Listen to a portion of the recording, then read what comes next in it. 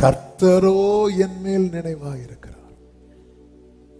தாவீது 31வது சங்கீதத்துல அவனுடைய நிலைமை என்ன சொல்றாருன்னா 12வது வசனத்துல, செத்தவனை போல எல்லாராலும் முழுவதும் மறக்கப்பட்டேன். ஒருத்தங்க இறந்துட்டாங்கன்னு வைங்களேன், நம்ம வீட்டில் ஒரு ஃபங்க்ஷன் இருந்தா அவங்களுக்கு போய் கார்டு வைப்போமா? ஏன் கார்டு வைக்க மாட்டோம்? அவங்க இறந்துட்டாங்க. தாவீதை ஏன் கூப்பிடல? சாமுவேல் வீட்டுக்கு வந்தபோது தாவீதை கூப்பிடல. தாவீதை எப்படி மறந்துட்டாங்க அப்படின்னா, அப்படி ஒரு பர்சனே இல்லை. அப்ப தாவீதுக்கு வயசு எவ்வளவு? 17 வயசு இருக்கும். 20 வயசுக்குள்ளதான் தாவீதுக்கு. சின்ன வயசுலயே எவ்வளவு பிரச்சனைகளை ஃபேஸ் பண்ணி இருக்கிறார். ஒரு மனுஷனுக்கு உண்டாகிற வலிகளில் பெரிய வலிகளில் ஒன்று என்ன தெரியுமாங்க? நாம ஒருத்தங்க, அதாவது நம்ம உறவுகள் சொல்றவங்க நினைவுல நம்ம கொஞ்சமும் இல்லை என்கிற ஒரு நிலையை நாம கேள்விப்படும் போது உண்டாகிற வலி இருக்கு தெரியுமா? எல்லாராலும் அப்படிங்கிறார். அட்லீஸ்ட் ஒரு ஆளாவது, 7 சகோதரர்கள் இருக்கிறாங்க, ஒரு சகோதரனாவது. அப்பா தாவீது இல்ல, அந்த தேசத்தின் மூப்பர்கள் எல்லாம் இருக்கிறாங்க, ஒரு ஆளாவது. ஈசாயை பத்தி சாமுவேலுக்கு இப்பதான் தெரியுது, அதனால சாமுவேலை விட்டுருவோம். மீதி எத்தனை பேருக்கு அந்த ஊர்ல எல்லாருக்கும் தெரியும்ல. ஏங்க அங்க அந்த 8வது பையன் எங்கங்க? உங்க பையனை காணும். நம்ம நார்மலா சும்மாவது கேட்பாங்கல்ல, அப்படியாவது கேட்டாங்களா? இல்ல. ஆனால் அது நடுவில் தாவீதின் பலன் என்ன தெரியுமா? கர்த்தரோ என் மேல் நினைவாக இருக்கிறார். ஆண்டவராக இயேசு கிறிஸ்து மலை பிரசங்கம் முடித்து வரும்போது திரளான கூட்டத்தார் அவரை பின்பற்றி வருகிறார்கள். அது நடுவில் அற்புதங்கள் நடக்கிறது. ஒரு குஷ்டரோகிக்கு சுகத்தை கொடுக்கிறார். பேதுருவின் மாமி கையை பிடிச்சு தூக்கி விட்டு சுகத்தை கொடுக்கிறார். கொர்நேலியு ஒரு 100க்கு அதிபதி வீட்டு வேலைக்காரனுக்கு சுகத்தை கொடுக்கிறார். இப்படி அற்புதங்கள்லாம் நடக்கு. திரளான ஜனங்கள் நெருங்கி கொண்டிருக்கும் போது இயேசு திடீரென்று சொல்லுகிறார், அக்கறைக்கு போவோம் வாருங்கள் அப்படிங்கிறார். ஏன் அக்கறைக்கு போக சொல்றாரு பாத்தீங்கன்னா, அதன் மறுகரையில கல்லறைகளில் ஒருவன் வாசம் பண்ணுகிறான். அவனெல்லாம் யாருமே நினைக்க மாட்டாங்க. சரீரத்துல ஃபுல்லா காயம், சங்கிலிய போட்டு அவனை கட்டுறாங்க. வேதம் சொல்லுகிறது, ஒரு மனிதனாலும் அவனை கட்டக்கூடாமல் இருந்தது என்று சொல்லப்பட்டிருக்கிறது. இவ்வளவு ஜனங்கள் சூழ்ந்திருக்கும் போது உண்மையிலேயே ஒரு பர்சன் ரொம்ப பிஸி ஆயிட்டாங்கன்னா, ஒரு நபரை மறப்பது என்பது அந்த பர்சனுக்கு ரொம்ப ஈஸி ஆயிரும்.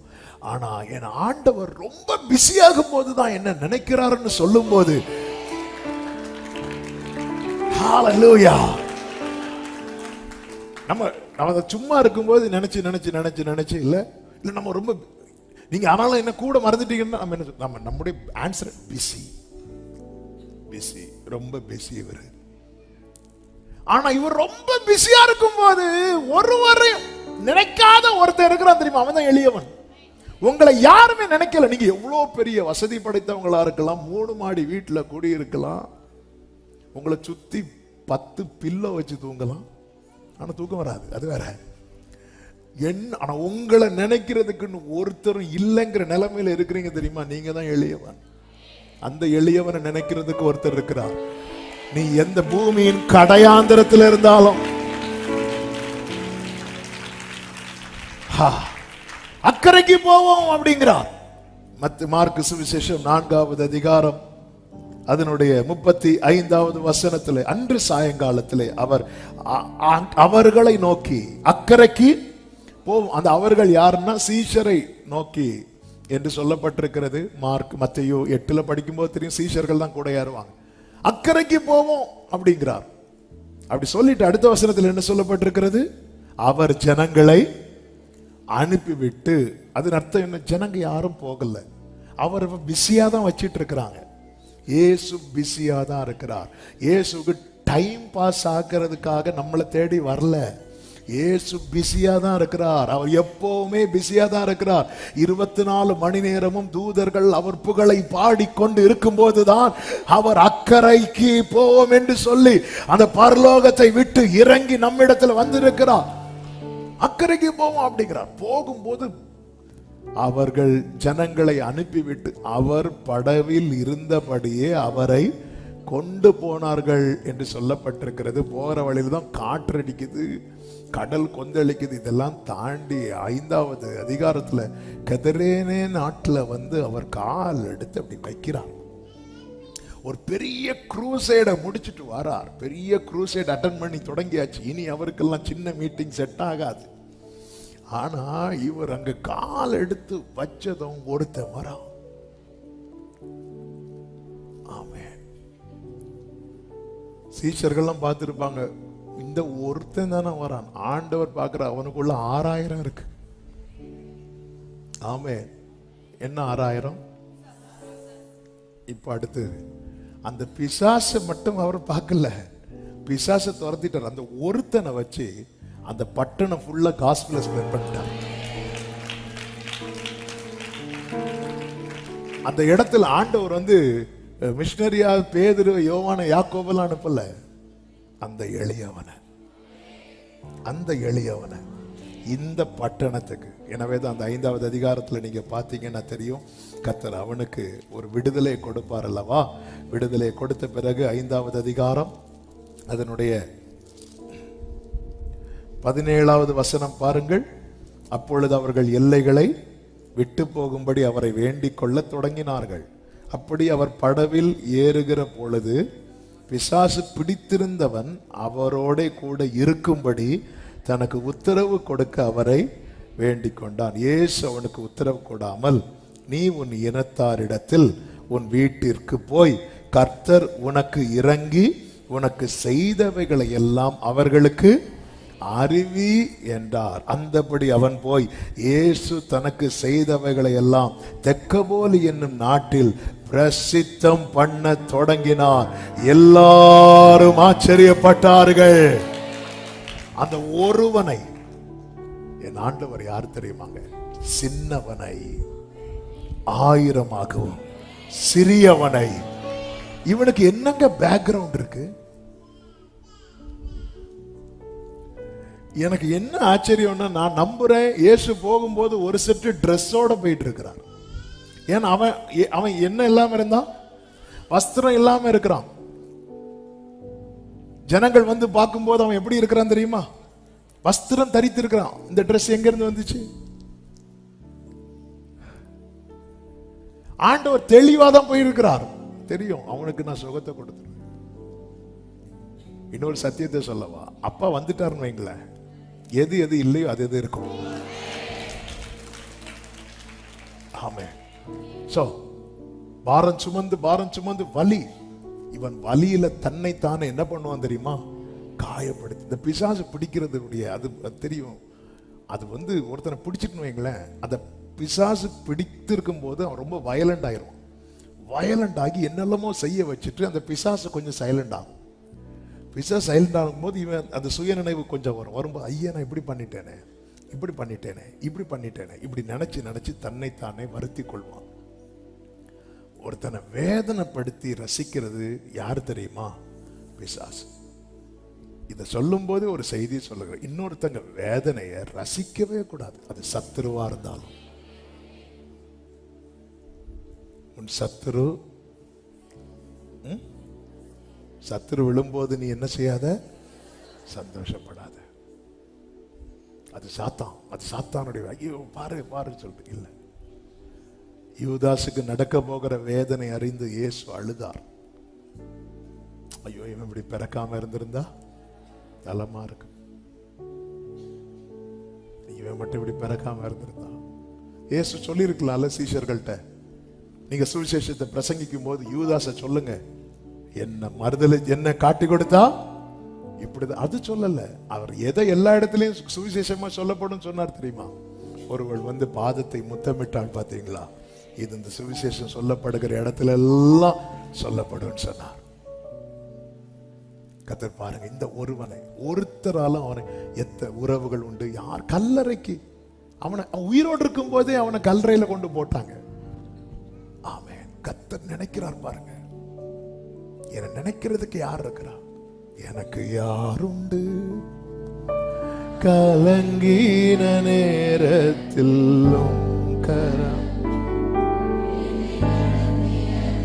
லேயாள் பாருங்க, லேயாள் எவ்வளவு ஒரு சிறுமைப்பட்டவள்.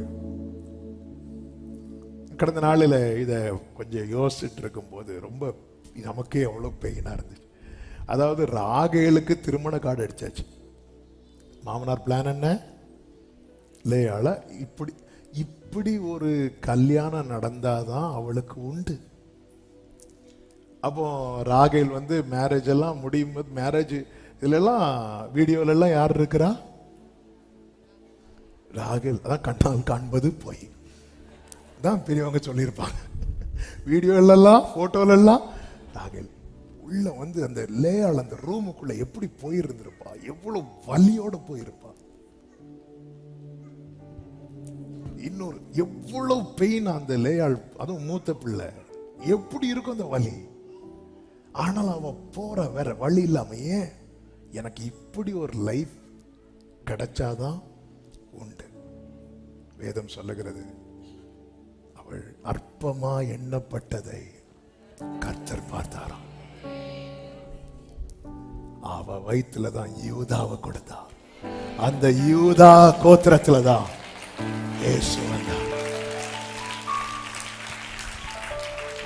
நினைக்கிறதுக்கு ஒருத்தர் இருக்கிறாருங்க. நினைக்கிறதுக்குன்னே, என்ன நினைக்கிறதுக்குன்னே ஒருத்தர் இருக்கார். ஹல்லேலூயா. ஆமென். ஆமென். அடுத்தவர் என்ன செய்கிறார் தெரியுமா? விண்ணப்பத்தை கேட்கிறார். சங்கீதம் 69:33 கர்த்தர் எளியவர்களின் விண்ணப்பத்தை கேட்கிறார் என்று சொல்லப்பட்டிருக்கிறது. ஏன் இங்க எளியவர்கள்? பொதுவாக பாருங்க, இந்த எளியவர்களுக்கு வாய்ஸ் கிடையாது. வாய்ஸ் கிடையாது. 100க்கு அதிபதி இயேசுவினிடத்துல வந்தான் அல்லவா? வந்து என்ன சொல்லுவான்? ஆண்டவரே, என் வேலைக்காரன் வியாதியாய் இருக்கிறான் என்று சொல்லுவான். சொல்லும் போது சீஷர்கள் யாராவது அவனை தடுத்தார்களா? இல்லை. ஆனா ஒரு பர்திமேயு, தாவீதின் குமாரனே எனக்கு இறங்குன்னு சொன்னதும் எல்லாரும் என்ன பண்ணாங்க தெரியுமா? அதட்டுனாங்க. ஏன் 100க்கு அதிபதியை தடுக்க வேண்டியதானே? யவீரு. யவீரு யாரு? ஜெபாலய தலைவன். தலைவன் வந்து இயேசுவே என்று அவர் காலில் விழுந்து கேட்டதும் பேதுரு யோவான் வந்து அவர் டிஸ்டர்ப் பண்ணாத சொன்னாங்களா? இல்ல. ஆனா ஒரு பர்திமேயு ஆண்டவரேன்னு சொன்னதும் ஸ்டாப் பண்ணு, அவரை தொந்தரவு பண்ணாத. எளியவனுடைய வாய்ஸ், குரல் வந்து நசுக்கப்படும். ஆனா அந்த இடத்துல வேதம் சொல்லுகிறது, இயேசு நின்று இருக்கு. ஆமென். ஹல்லேலூயா. உன் குரலை சுத்தி இருக்கிறவங்க ஒடுக்குறாங்கன்னா புரிந்துக்கோ, அந்த சத்தத்தை அவர் கேட்கிறார் அர்த்தம். ஆண்டவர் நிக்கிறார், அவனை இங்க கூட்டிட்டு வாங்க அப்படின்னு கத்துறோம். அவனை ஸ்டாப் பண்றான். ஏன் அவனை ஸ்டாப் பண்ணா கேட்கறதுக்கு யாரும் இல்ல. 100க்கு அதிபதியை ஸ்டாப் பண்ண முடியுமா? ஸ்டாப் பண்ணா இருக்கிறாங்க 100 பேர்.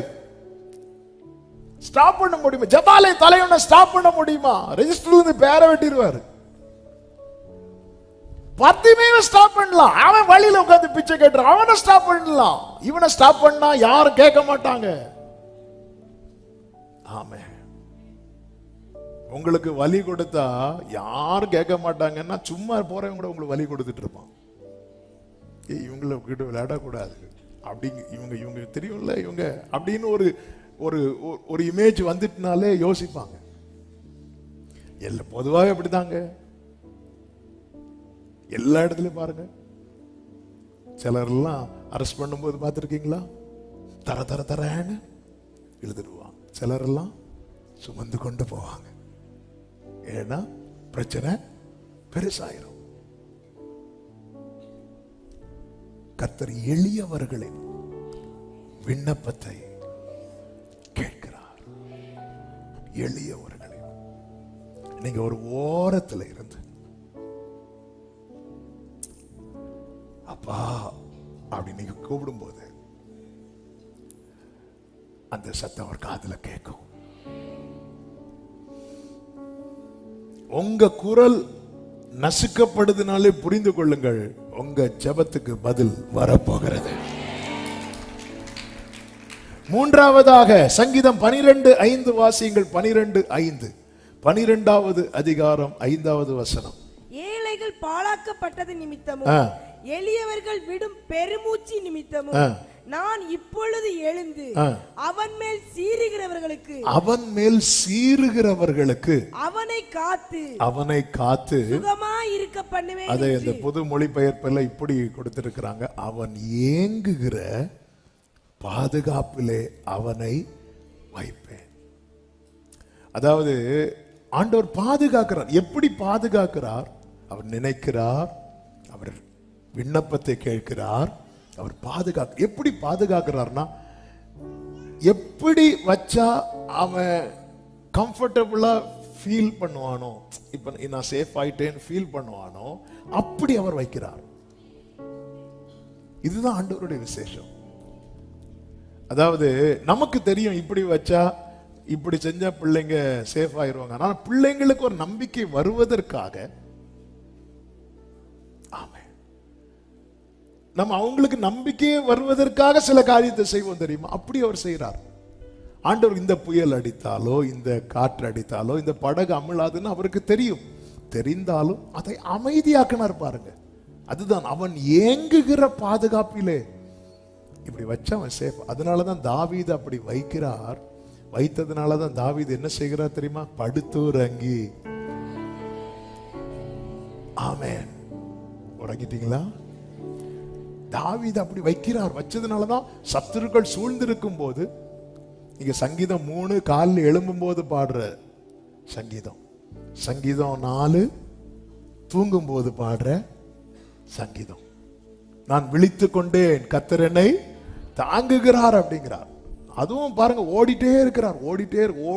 ஓடும்போது அவர் தூங்கி எழும்புறதெல்லாம் சொல்றார். அவன் எப்படி தூங்கினாரு? சுத்தி சத்துருக்கள் இருக்கும்போது. எவ்வளவு அவன் ஏங்குகிற பாதுகாப்பு. நைட்டு தூங்கும் போது சமாதானத்தோட படுத்துக்கொண்டு நித்திரை செய்வேன், கர்த்தாவே நீர் ஒருவரே என்னை சுகமாய் தங்க பண்ணுகிறீர் அப்படி சொல்லிட்டு படுக்கிறார். சுத்தி சத்துருக்கள். ஆனால் அவருக்கு தெரியுது பாதுகாப்பா தான் இருக்கிறோம். அதனால அவருக்கு தூங்க முடியுது. 4 அடுக்கு பாதுகாப்பு பேதுருவுக்கு கொடுத்தது எதுக்கு தெரியுமா? அவன் தப்பிடக்கூடாதுங்கிறதுக்காக, அவன் தாக்கப்படக்கூடாது என்பதற்காக அல்ல, தப்பிவிடக்கூடாது என்பதற்காக. ஆனா பேதுரு நல்லா தூங்குறார். அப்படி ஒரு கம்ஃபர்ட் சோனை கர்த்தர் அவன் கொடுத்திருக்கிறார். பேதுருவே, நீ உனக்கு சாவு முதிர் வயதுல தான், இப்பெல்லாம் நீ சாக மாட்டேன்னு சொல்லி ஏற்கனவே கர்த்தர் அவனுக்கு அந்த வார்த்தையை அடைக்கலமாகவே கொடுத்திருக்கிறார். அதுல அழகா படுத்து தூங்கிட்டு இருக்கிறார். தாவீது அழகா தூங்குறார். அவன் ஏங்குகிற பாதுகாப்பிலே. 1 சாமுவேல் 23வது அதிகாரம் 14வது வசனத்தில் இப்படி சொல்லப்பட்டிருக்கிறது, தாவீது வனாந்திரத்தில் உள்ள அரணான ஸ்தலங்களிலே தங்கி சீப் என்னும் வனாந்திரத்தில் இருக்கிற ஒரு மலையில் தரித்திருந்தான். சவுல் அனுதினமும் அவனை தேடியும் தேவன் அவனை அவன் கையில் ஒப்பு கொடுக்கவில்லை. கைகளை உயர்த்தி ஆமேன் சொல்லுங்க பார்க்கலாம். எவ்வளவு நல்ல ஆண்டவர். சவுல் சாதாரணமான மனுஷன், ஒரு ராஜா. அவன் சாதாரணமா இருந்த போது கழுதையை தேடினான். ராஜாவான பிறகு தாவீது தேடினான். சிலர் எந்த நிலையில வச்சாலும் இந்த தேடதை விடவே மாட்டாங்க. ஏதாவது ஒண்ணு அவங்களுக்கு தேடிட்டே இருக்கணும். சிலருக்கு என்னதான் கையில இருந்தாலும் பக்கத்து டிஃபன் பாக்ஸ்ல இருக்க முட்டை எடுத்து சாப்பிடுறது மாதிரி சிலருக்கு அப்படி தேடிட்டே இருக்கணும். அவன் சும்மா இருக்கும்போது கழுதையை தேடினான், இப்போ தாவீதை தேடு. ஆனா இங்க பைபிள் என்ன சொல்லுது? அதுவும் சும்மா தேடல, ஆட்களை எல்லாம் விட்டு விட்டு தேடுறான். 2 வாட்டி சவுல் பக்கத்திலேயே போயிட்டு தாவீது வருவார். அனுதினமும், ஒரு நாள் 2 நாள் இல்லைங்க. தேவன் அவனை அவன் கையில் ஒப்பு கொடுக்கவில்லை. அதுதான் சொல்லுகிறார், நீர் அடைக்கலாம். 4வதாக 140வது சங்கீதம் 12வது வசனம், சிறுமையானவனின் வழக்கையும் எளியவர்களின் நியாயத்தையும் கர்த்தர் விசாரிப்பார் என்று அவர் விசாரிப்பார். சத்தமா ஆமென் சொல்லுங்க பார்க்கலாம். உங்க வழக்கு, உங்க நியாயம், உங்க உறவுகள் நடுவில் இந்த பூமிக்குரிய கோர்ட்ல எடுபட்டு போகலாம். ஆனால் ஏழைகளின் பலனாய், திடனாய், திக்கற்ற பிள்ளைகளுக்கு சகாயராய் நிற்கிற கர்த்தர் விசாரிப்பார். உரியாவுக்காக தாவீது கிட்ட விசாரித்தார். உரியா மரித்த போது மனைவி துக்கம் கொண்டாடினாள், அவ்வளவுதான். ஆனாலும் உரியாவுக்கு எப்படி நடந்ததுன்னு ஒருத்தர் கவலைப்படல. ஆமென். அப்சலோம் மரித்த போது, அப்சலோம் அவ்வளவு பொல்லாதவன். ஆனா பொல்லாதவன் மரித்த போது ராஜா உட்பட எல்லாரும் துக்கப்பட்டாங்க. ஆனா உரியா நல்லவன். எப்படி நல்லவன் தெரியுமா? ராஜா ஒரு நிருபத்தை கொடுத்து யோவாப் கையில கொடுக்க சொல்றார். அந்த நிருபத்துக்குள்ள என்ன எழுதியிருக்கு தெரியுமா? உரியாவை முன்னாடி நிறுத்துன்னு. அவன் எவ்வளவு நல்லவனா இருந்திருப்பான். அந்த நிருபத்தை ஓபன் பண்ணி படிக்கல. நம்ம கையில ஒரு லெட்டரை கொடுத்து இன்னார்ட்ட கொடுங்கன்னு சொன்னா என்னவா இருக்கும்? என்னவா இருக்கும்? இந்த உரியா பார்க்க எங்கேயாவது ஓபன் பண்ணி பார்த்திருப்பாருனா? இவ்வளவு நல்லவனுக்காக தாவீது கூட துக்கப்படல. தாவீது பெரிய உதவி செஞ்சார். வாமா, உன்னைய நான் மனைவியா வச்சுக்கிறேன்னு கூட்டிட்டு அவளை இப்படி எல்லாம் உதவி செஞ்சார். ஆனா அப்சலோம் அவன் சாக வேண்டியவன். ஆனா அவன் மரித்தது ஐயோ ஐயோ. தாவீது என்னதான் இருதயத்தை கேட்டவனா இருந்தாலும் சிறுமையானவனின் வழக்கையும் எளியவர்களின் நியாயத்தையும் கர்த்தர் விசாரிப்பார். தாவீதை விட்டு லெஃப்ட் ரைட் வாங்கிட்டார். ஹல்லேலூயா. உனக்கு ஒண்ணு ஆனா கூட அழுறதுக்கு யாரும் இல்லாம இருக்கலாம். ஆனா விசாரிக்கிற ஒரு கர்த்தர் இருக்கிறார்.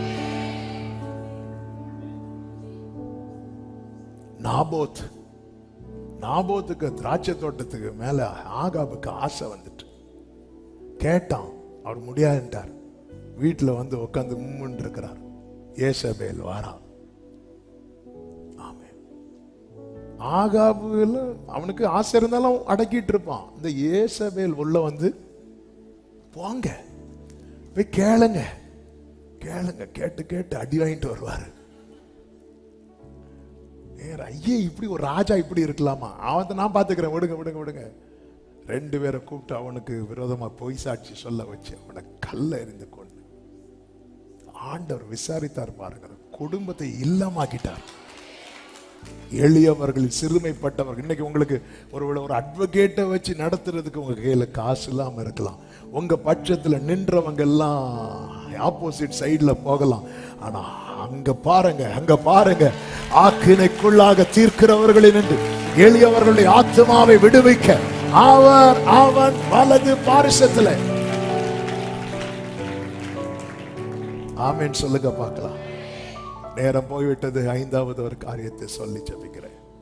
5வது காரியம் என்ன தெரியுமா? கைவிடவே மாட்டார். ஹல்லேலூயா, ஆமென். 3 காரியத்தை சொல்லி ஜெபிக்கிறேன். ஏசாயா 42:16. பாதை தெரியாத போது அவர் கைவிட மாட்டார். ஏசாயா 41:17. ஒண்ணுமே கிடைக்காம போகும்போது அவர் கைவிட மாட்டார். சங்கீதம் 37:32-33. ஆபத்து சூழும் போது அவர் கைவிட மாட்டார். இந்த வசனத்தெல்லாம் வீட்டுல போய் படிச்சிருக்கு. பாதை இவனுக்கு ஒண்ணுமே தெரியல அப்படின்னதும் கைவிட்டுருவாங்க எல்லாரும். அவர் கைவிட மாட்டார். குருடரை அவர்கள் அறியாத வழியில நடத்தி, தெரியாத வழியில அவர்களை கொண்டு வந்து இப்படி சொல்லிட்டு இந்த காரியங்களை நான் அவர்களுக்கு செய்து கைவிடாதிருப்பேன். அவனுக்கு ஒண்ணும் தெரியலப்பா, நமக்கு ஒண்ணும் தெரியலனாலே கைவிட்டுருவாங்க. ஒண்ணும் தெரியல. அதாவது சில ஆபீஸுக்கு நம்ம புதுசா போவோம், தெரியாம இருப்போம் தெரியுமா, பரியாசம் பண்ணுவாங்களே தவிர ஹெல்ப் பண்ண மாட்டாங்க. அந்த இடத்துல கைவிட்டுருவாங்க. அவர் சொல்ற, நான் கைவிட மாட்டேன். ஏசாயா 41:17 என்ன சொல்லப்பட்டிருக்கிறது? சிறுமையும் எளிமையுமானவர்கள் தண்ணீர் தேடி அது கிடையாமல் அவர்கள் நாவு தாகத்தால் வருளும் போது, அவங்களுக்கு கிடைக்காம டயர்ட் ஆகிறாங்க தெரியுமா, அப்ப நான் கைவிட மாட்டேன். கைவிட மாட்டா. சங்கீதம் 37, 32, 33 துன்மார்க்கர் நீதிமான் மேல் கண் வைத்து அவனை கொல்ல வகை தேடுகிறான், கர்த்தரோ அவனை இவன் கையிலே கைவிட மாட்டான் ஆபத்து நெருங்கும் போது. அதனாலதான் தாவீது சொல்லுகிறான், நான் துன்பத்தின் நடுவில் நடந்தாலும் நீர் என்னை. ஹல்லேலூயா. நானோ கர்த்தாவே உம்மை நம்பியுள்ளே, நீரே என் தேவன் என்று சொன்னேன். அநேகர் சொல்லும் அவதூறை கேட்டேன், ஆனாலும் கர்த்தர் என் மேல் நினைவாயிருக்கிறார். கர்த்தர் என் ஜெபத்துக்கு பதில் கொடுப்பா. ஆமென். கர்த்தர் என்னை பாதுகாப்பா. கர்த்தர் என் வழக்கை விசாரிப்பா. கர்த்தர் என்னை கைவிடவே மாட்டார். இந்த நம்பிக்கையிலே உறுதியாயிருங்கள். ஆனாலும் உம்மை நம்பியுள் கர்த்தர் கைவிடவே மாட்டார். உங்க வலது பக்கத்துல நிற்கிறா. எத்தனை பேர் நம்புறீங்க? எல்லாரும் அப்படி எழுந்து நிற்கலாமா? நம்பிக்கையோடு இந்த பாடலை பாடி. ஹல்லேலூயா. Thank you Jesus.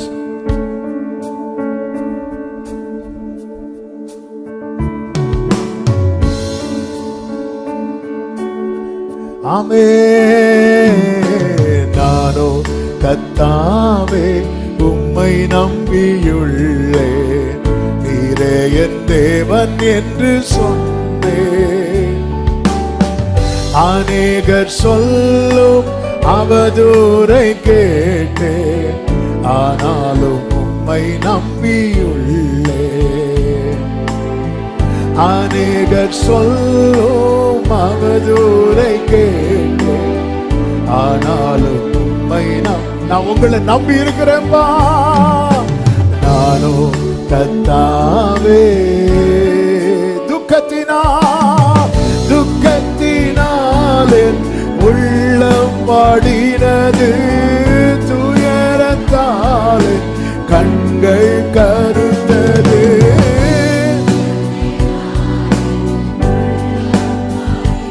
ஆமென். துயரத்தாலே கண்கள் கருத்தது, சஞ்சலத்தாலே நாட்கள் கழிந்தது, ஆனாலும் உம்மை நம்புறேம்மா. நாட்கள் கழிந்தது, ஆனாலும் நானோ கர்த்தாவே, நானோ கர்த்தாவே உம்மை நம்பியுள்ளே, நீரே என் தேவன் என்று சொன்னேன். அநேகர் சொல்லும் அவதூறை கேட்டேன், ஆனாலும் நான் நம்புறேன்ப்பா. இந்த வழியில இருந்து ஒரு விடுதலை நீங்க தருவீங்க. நீங்க என் வலது பக்கத்துல வந்து நிற்பீங்க. நீங்க இளைப்பாறுதலை கட்டளையிடுவீங்க. ஆகாதவன் என்று தள்ளப்பட்டேன், ஆகாதவன் என்று செத்தவனை போல மறக்கப்பட்டேன். ஆண்டவரே, மறக்கப்பட்டேன். ஆமென். செத்தவனை போல் நான் மறக்கப்பட்டேன். உடைந்த பாத்திரத்தை போல் நான் ஆனேன், ஆனாலும் உம்மை நம்பியுள்ளேன். ஆனாலும் நம்புவேப்பா. உடைஞ்சது உண்மைதான், ஆனால் நீங்க இருக்கிறீங்க ஆண்டவரே, நீங்க இருக்கிறீங்க ஆண்டவரே. ஆனாலும் நம்பி சொல்லுங்க, என் காலமும் கரத்தில், என் காலமும் கரத்தில் என்று அறிவேன். நீரே என் நம்பிக்கை என்று நான் சொல்வேன். ஆமென். நீரே என் நம்பிக்கை. நீர் வர இன்னும் நான் காத்திருப்பேன். உம் நன்மை கண்டு நான் மகிழ்வேன். எத்தனை பேர் நம்புறீங்க? ஹல்லேலூயா. அவர் வருவார். உம் நன்மை கண்டு நான் மகிழ்வேன். ஆமே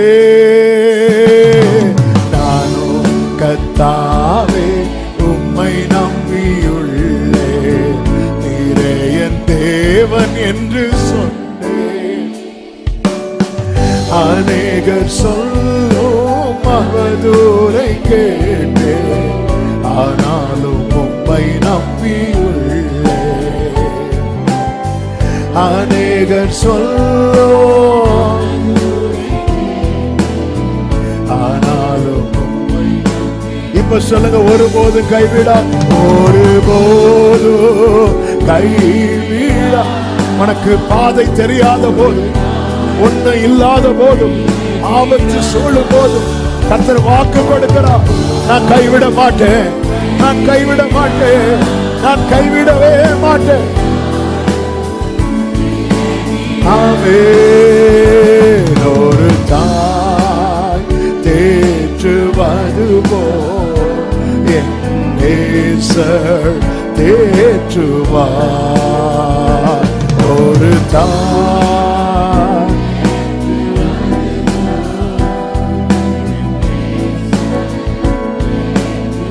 ஹல்லேலூயா ஹல்லேலூயா. ஆண்டவரே உமக்கு நன்றி அப்பா, நன்றி அப்பா, நன்றி ஆண்டவரே, நன்றி அப்பா. சேகமதனல மதுடர மகரோ ஜீசஸ். ஹல்லேலூயா. நல்ல கைகளை தட்டி தேவனுக்கு மகிமை, முழு பலத்தோடு, முழு பலத்தோடு. ஆமென் ஆமென். ஹல்லேலூயா ஹல்லேலூயா ஹல்லேலூயா ஹல்லேலூயா. நன்றி ஆண்டவரே, நீரின் பக்கத்தில் நிற்பீர், நான் உம்மை நம்பி இருக்கிறேன். நானோ கர்த்தாவே உம்மை நம்பி, நீரே என் தேவன் என்று அநேகர் சொல்லோ,